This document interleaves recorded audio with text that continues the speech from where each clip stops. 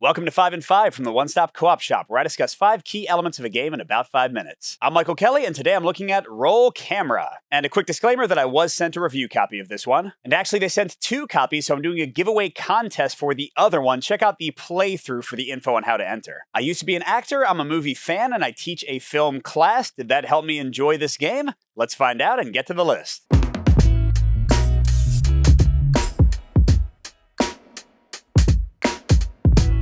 So first at number 5, a pro for me is something I think I have to mention, which is the humor in the game. Every card and every roll has really funny illustrations and flavor text to go along with it, portraying ridiculous situations in the film world. And while I'm not sure if people unfamiliar with the film industry will get all of the jokes, I think for most players it's going to be a lot of fun and gives the game a great sense of character. Next at number 4, also a pro, is the idea of film quality and how you try to achieve it. So in the game, to win, you have to not only complete your movie, but it has to either be really good or completely terrible.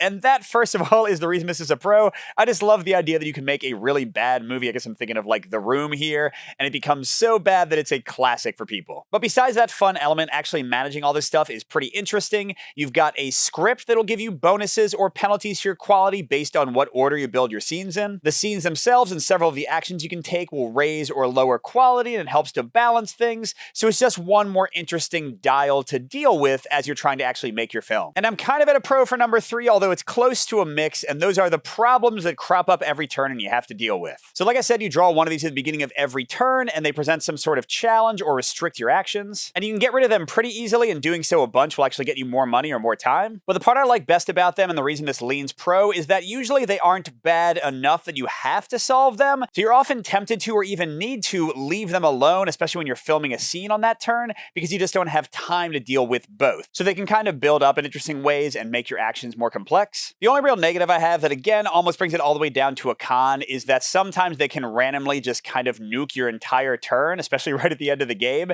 and suddenly you feel like you can't do almost anything you were planning, and that's a little bit frustrating. Now, in fairness, they have the type of event it'll be on the back of the card, so you have some predictability there, but still, just to be honest, these cards are often a little too frustrating. And I'm staying in a mix for my number 2, which is about the cooperation in this game, and specifically the meetings you can call. So on the positive side, these idea meetings are a nice cooperative element. Basically, a bunch of players get to play a card, and the active player selects which one to actually implement, and they have a nice variety of actions and definitely change up how things work from turn to turn. And you can even save one of the unused cards for later, so you get some mitigation if a bunch of great ones get played at once. But on the negative side, in terms of cooperation, that's kind of it. I mean, of course, you can talk to each other about one player's turn and what they should do, but that's going to feel to some groups like alpha gaming. But while turns can often be very quick, they can also sometimes drag along, and there's really nothing for you to do during anybody else's turn except for playing an idea card potentially. So especially if you're playing with 4 or 5 or 6 players, you can be sitting around doing nothing for a very long time.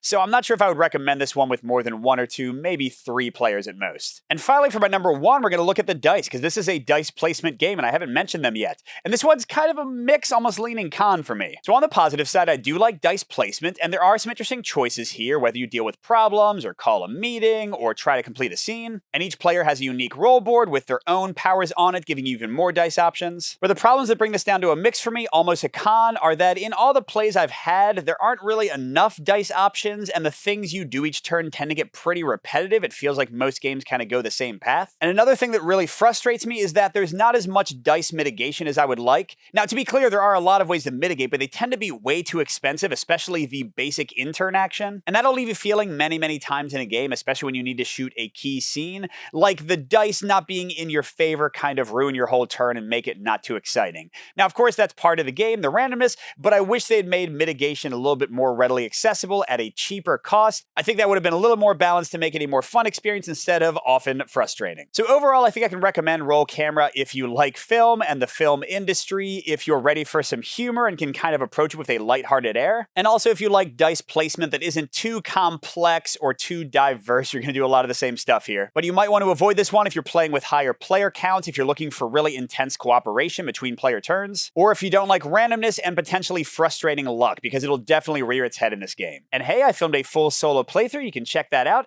And don't forget, it has details on how to enter the contest in there for a free copy of Roll Camera for yourself. Good gaming, and I'll see you at the next stop.